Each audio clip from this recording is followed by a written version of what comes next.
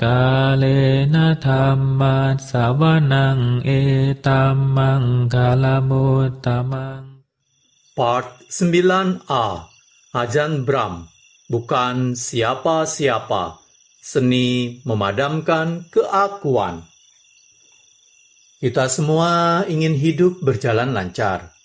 Akan tetapi, segala sesuatu jarang berjalan sesuai yang diharapkan. Entah sekedar tabrakan di jalan ataupun krisis betulan, kita hidup dalam sebuah dunia yang berisi peristiwa-peristiwa tak diinginkan yang tak bisa dicegah dengan kekuatan tekad apapun. Dalam buku Bukan Siapa-Siapa, Ajan Bram membantu kita belajar menanggalkan terpaan angin pengharapan semu dan alih-alih mengikuti jalan Buddha mengenai pemahaman, melepas kelekatan kita terhadap masa lalu dan masa depan, terhadap diri dan yang lain. Kita bisa secara langsung mengalami keadaan alami ketentraman yang mendasari semua batin kita dan menemukan kebahagiaan momen kini. Dalam kelapangan itu, kita belajar apa artinya lenyap. Ajan Bram, pemandu tiada tara bagi kebahagiaan meditasi, menjadikan perjalanan jadi menyenangkan sekaligus berharga. Judul Bukan Siapa-Siapa, Seni Memadamkan Keakuan. Judul asal The Art of Disappearing, The Buddha's Path to Lasting Joy. Penulis Ajan Bram, penerjemah Tasvan Santa Cinta, penyunting Handaka Wijnananda, penata Andreas Dipaloka, penerbit Awareness Publication, hak cipta, naskah, copyright 2011 Ajan Bram, terjemahan copyright 2013 Awareness Publication. Cetakan pertama Februari 2013. Pada video part 9a ini, saya akan mulai membacakan bab 9, kebahagiaan datang dari melenyap. Baiklah, kita mulai. Selagi Buddha memberikan pembabaran pertamanya, Dhamma Cakkappavattana Sutta, Samyutta Nikaya 56.211, Anya Kondanya menjadi pemenang arus. Fokus utama dari sutta ini adalah menjelaskan cakupan duka yang Buddha katakan semestinya dipahami penuh.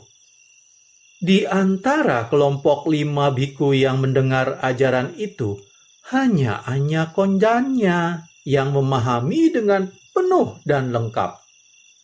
Mengetahui duka dengan penuh itu sulit. Kita memiliki penolakan alami untuk melihat realitas ini. Karena hal ini, saya pikir lebih mudah untuk menjadi seorang pemenang arus dengan memusatkan pada tiada diri dan sumber dari siapa yang kita pikir adalah kita. Segala sesuatu terkondisi. Dalam Sammaditthi Sutta, Majjhima Nikaya 9, Biku Sariputta Nan Agung menjabarkan dengan tegas ajaran mengenai tiada diri. Menggunakan kerangka kerja 4 kebenaran mulia, ia membahas melalui segala aspek badan dan batin yang memungkinkan, menunjukkan bagaimana masing-masing sepenuhnya bergantung pada suatu musabab, dan menjelaskan bagaimana musabab itu bisa ditinggalkan.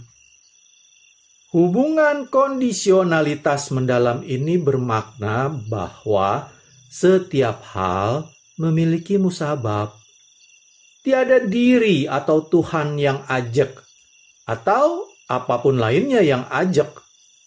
Saat Anda melihat bahwa segala hal memiliki musabab, memiliki suatu bahan bakar dan landasan yang dari sana mereka tumbuh, Anda juga melihat bahwa begitu musabab itu dilenyapkan, hal itu sendiri lenyap.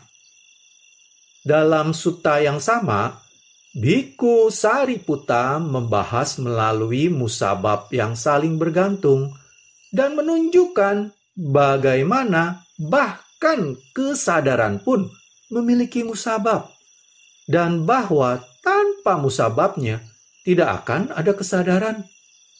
Ini adalah pernyataan yang dahsyat, karena praktis semua orang, yakni setiap orang selain para Arya, menganggap kesadaran si pengetahu sebagai diri mereka. Lalu, karena mereka menganggap diri mereka sebagai si pengetahu, mereka melekatinya dan tak mau melepasnya. Ketiada dirian 5 indera. Anda bisa melihat ketidakmampuan Anda untuk melepas saat Anda bermeditasi. Mengapa Anda tidak mampu mencuekkan rasa gatal atau lutut yang nyeri? Mengapa Anda tak bisa melepas suara-suara? Mengapa Anda tak bisa melepas masa lalu dan masa depan? Mengapa Anda tak bisa menghentikan batin yang resah? Alih-alih berupaya untuk hening, pahamilah mengapa Anda tidak hening. Apa penyebab keresahan? Dari mana keresahan itu datang? Ingat bahwa inilah jalan Buddhis, jalan penyelidikan. Anda tak bisa melepas hanya dengan menggunakan kekuatan niat. Hanya dengan memahami segala sesuatu dan melacaknya kembali ke sumber mereka, barulah Anda bisa melepas mereka. Apakah yang membangkitkan keresahan? Tentu saja ada banyak macam sebabnya. Namun, jika Anda terus menyelidiki, Anda akan melihat bahwa ujung-ujungnya itu semua berasal dari rasa adanya sesosok aku, rasa adanya diri yang langgeng. Kita tak bisa melepas karena kita berpegangan pada badan dan batin kita. Kita pikir kita memiliki mereka. Kita tidak mau lagi melepas badan dan batin. Sama seperti orang tidak mau pencuri mengambil dompet mereka. Pikirkan betapa mudahnya melepas sesuatu yang bukan milik Anda. Jika sesuatu tidak ada hubungannya dengan Anda dan sesuatu itu berlalu, maka yang ada hanya itu berlalu.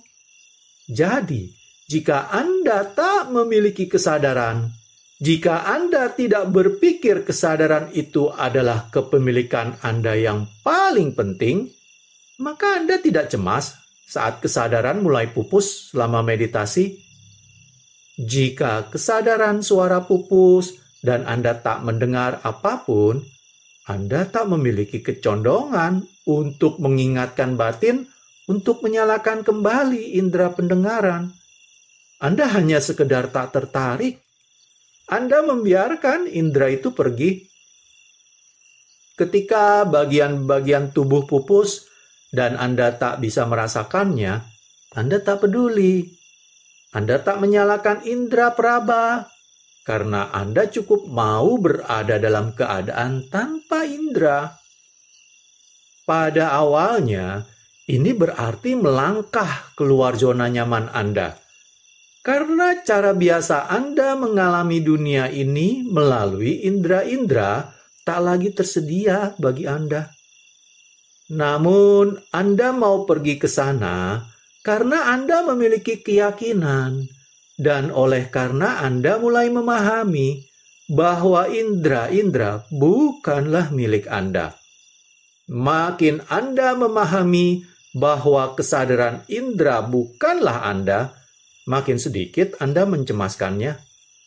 Akan tetapi, jika Anda masih berpikir kita memiliki hal-hal ini, kita menggunakan mereka untuk membangun identitas diri kita. Kita pikir kita ada melalui aktivitas seperti melihat dan makan. Pengalaman indrawi memberi kita rasa ada. Membutuhkan keyakinan dan sedikit uji coba untuk meninggalkan lapisan luar keberadaan yang terdiri dari kesadaran 5 indera. Saat kesadaran indera mulai pupus, seluruh pencerapan kita akan keberadaan berubah. Kita tak lagi hidup di dunia. Yang saya maksud dengan hidup di dunia bukanlah memutar dan berjual beli saham dan surat berharga, membangun rumah, berhubungan intim, atau menonton film. Apa yang saya bicarakan adalah hidup dalam dunia 5 indera. Melihat, merasakan, mencemasi omongan orang, atau berurusan dengan objek indrawi apapun lainnya. Saya menekankan hal ini, karena jika Anda bisa melihat bahwa Anda bukanlah kesadaran indera, bahwa kesadaran indera tiada hubungannya dengan Anda, maka menjadi jelas bahwa kesadaran indera tidak berada di bawah kendali Anda. Terlalu banyak orang menghabiskan seluruh hidup mereka berupaya memastikan agar tidak melihat hal yang buruk, mendengar ucapan yang kasar atau tidak baik, atau mengalami hal yang menyakitkan. Mereka pergi ke dokter dan dokter gigi, minum aspirin atau morfin, atau melakukan hampir segala cara untuk menghindari sakit jasmani. Namun mereka tak pernah berhasil.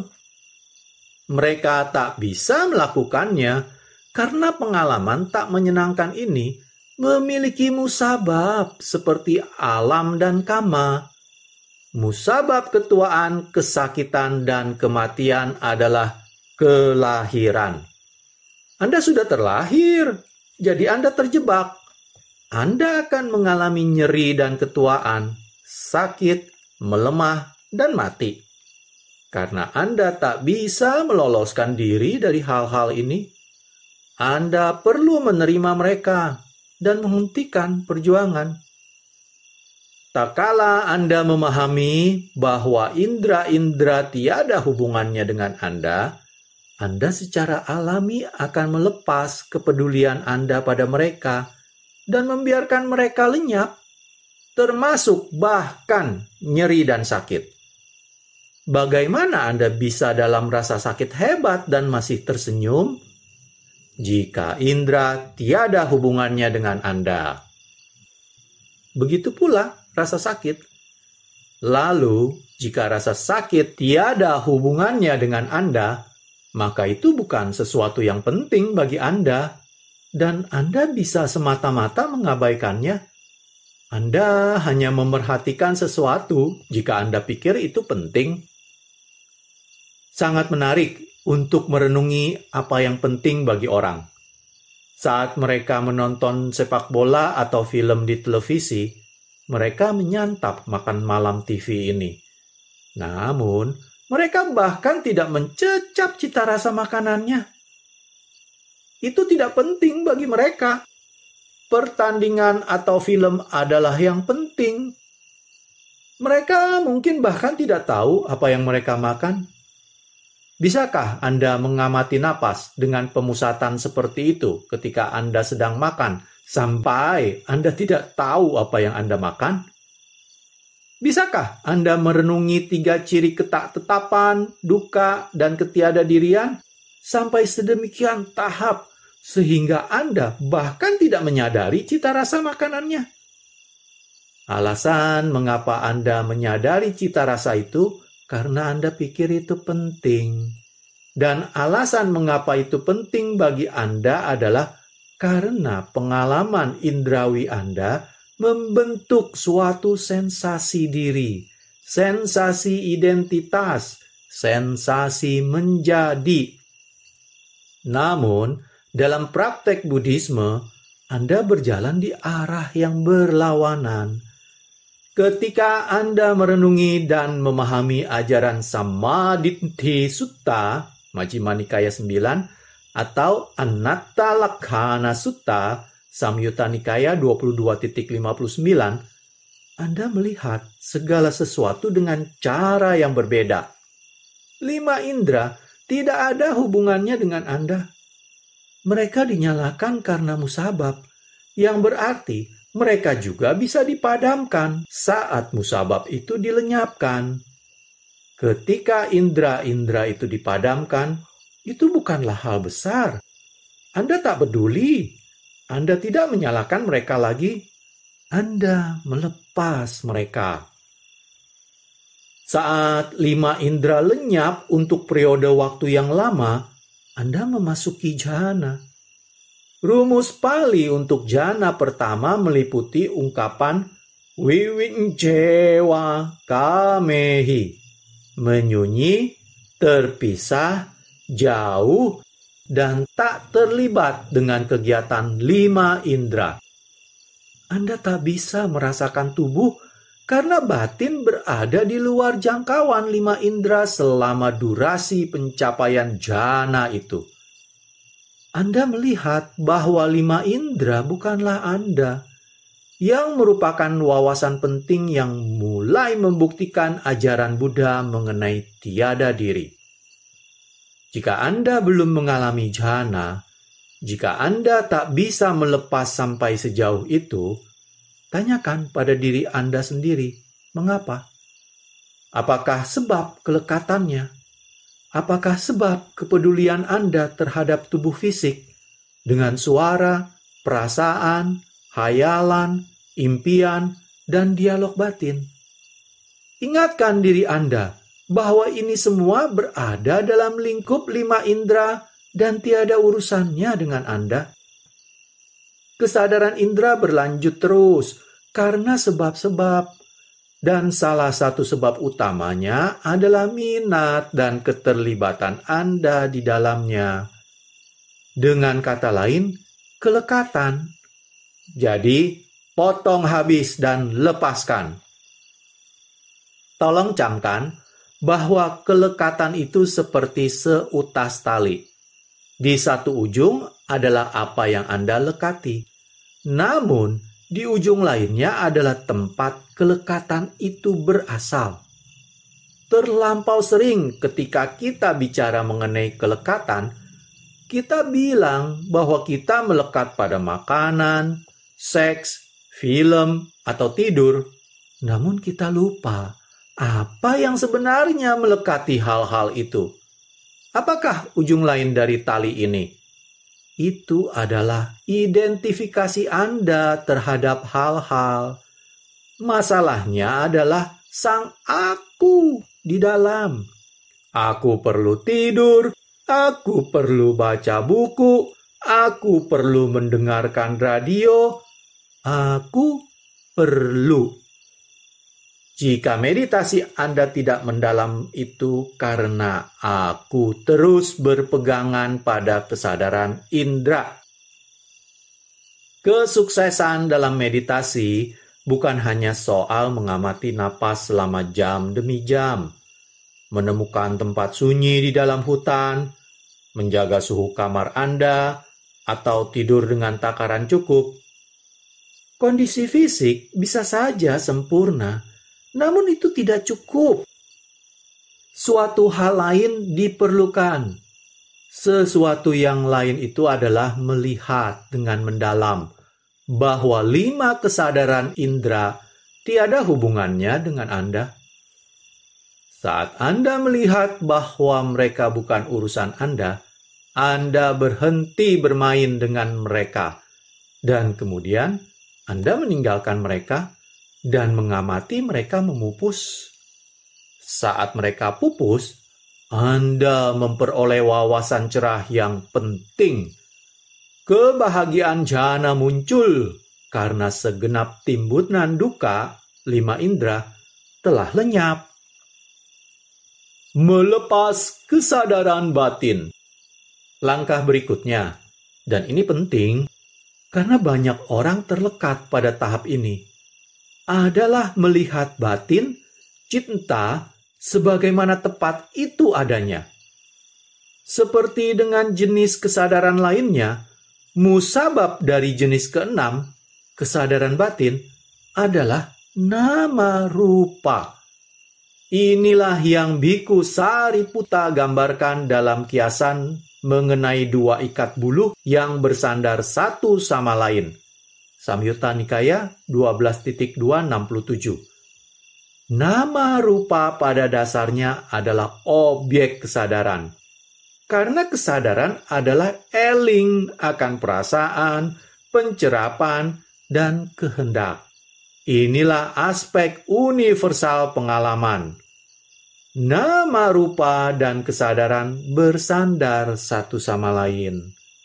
Jika Anda mengambil salah satu, Anda menghilangkan sokongan bagi yang lain, sehingga itu akan lenyap pula.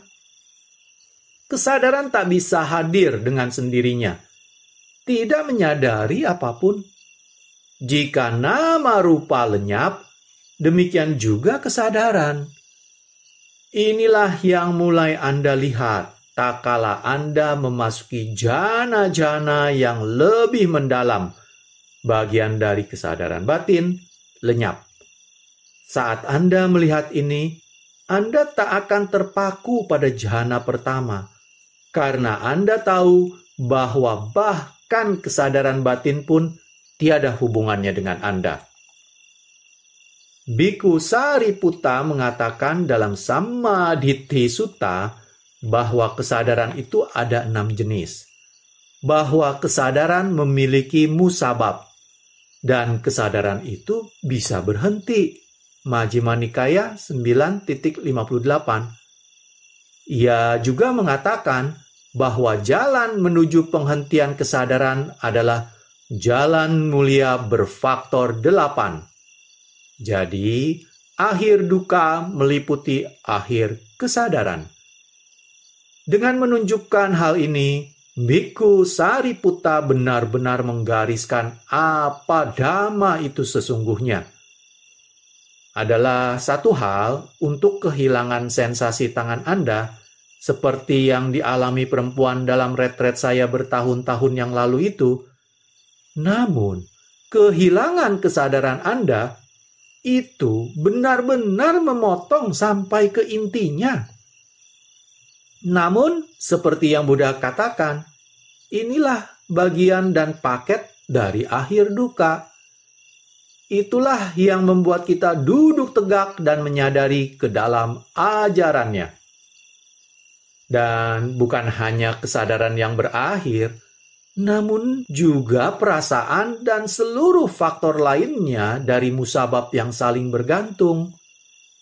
Buddha mengatakan bahwa jika Anda mempraktekkan jalan mulia berfaktor 8, itu akan membawa pada akhir segala perasaan, segala derita, kenikmatan, dan bahkan perasaan netral atau ketenangseimbangan. Sungguh jelas bahwa tujuan Buddhisme bukanlah untuk mencapai suatu tahap sukacita atau ketenangseimbangan untuk selamanya, namun parinibbana penuh. Anda mungkin berpikir ini sedikit kelewatan, namun pada dasarnya Anda tidak kehilangan apapun. Tidak ada sedikit pun Anda di sana sedari awal.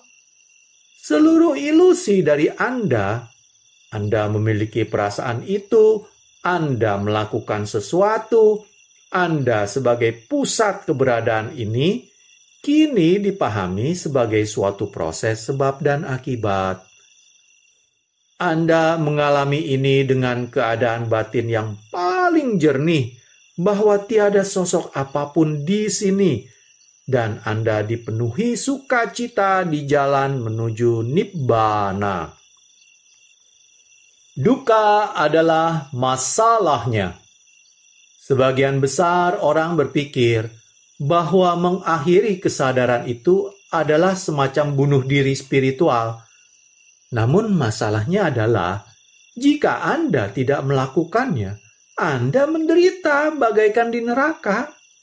Anda punya pilihan. Anda bisa terus menderita atau Anda bisa mencapai parinibbana.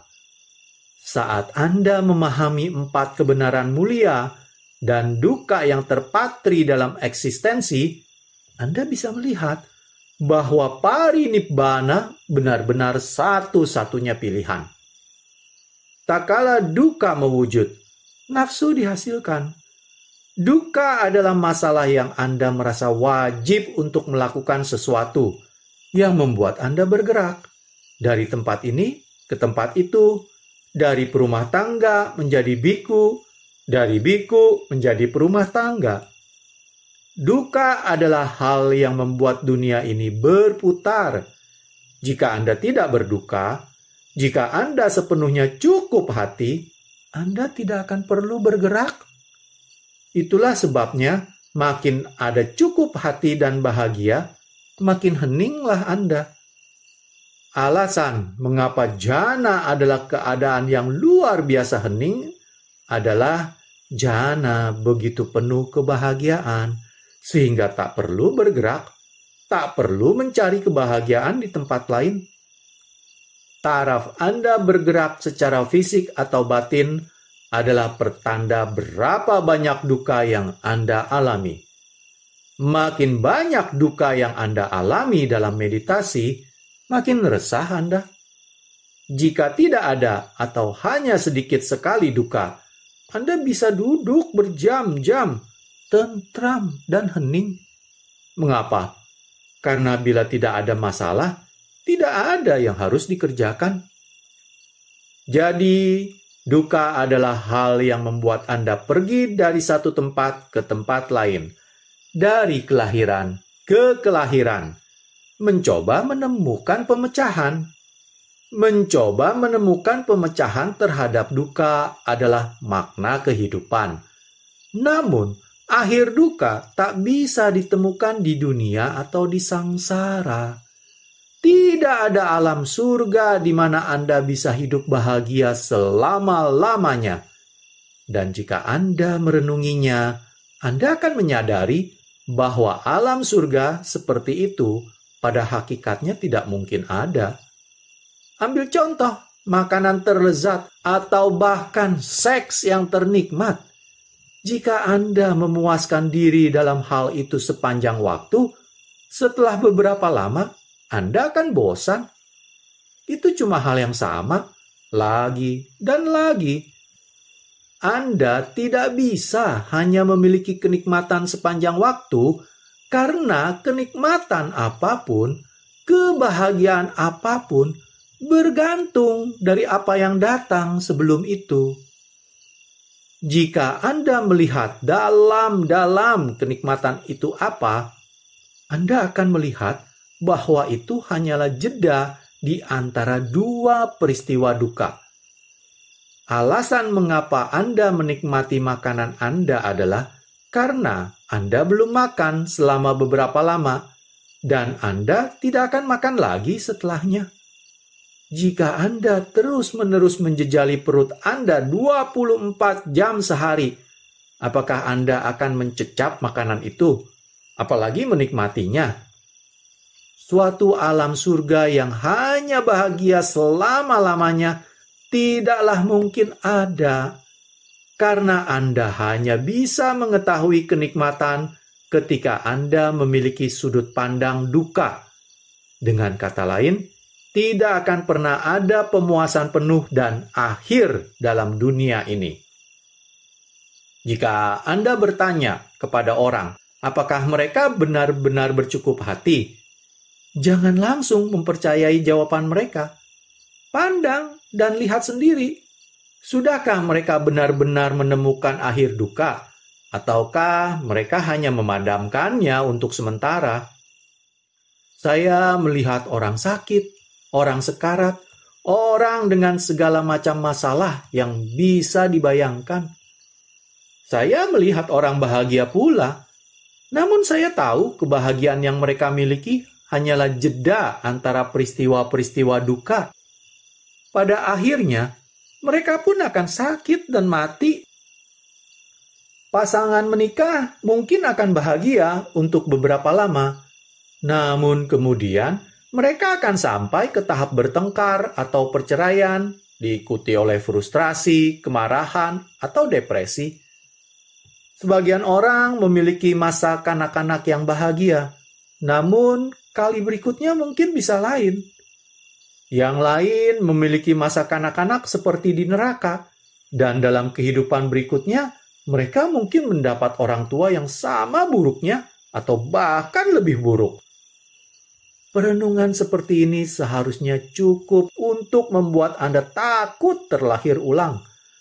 Hanya karena Anda cerdas dan membuat karma baik dalam hidup ini, tidak berarti bahwa Anda akan terbebas dari duka pada masa mendatang. Setiap orang memiliki timbunan karma baik dan buruk yang banyak sekali. Masa depan selalu tidak pasti. Saya akhiri dulu pembacaan bab 9, kebahagiaan datang dari melenyap, sampai di sini. Pada video part selanjutnya, video part 9b, saya akan melanjutkan dengan memulai dari satu paragraf terakhir tadi dan melanjutkan sampai bab 9 ini selesai dibacakan. Terima kasih. Kalena dhamma savanang etammang kalamuttamaং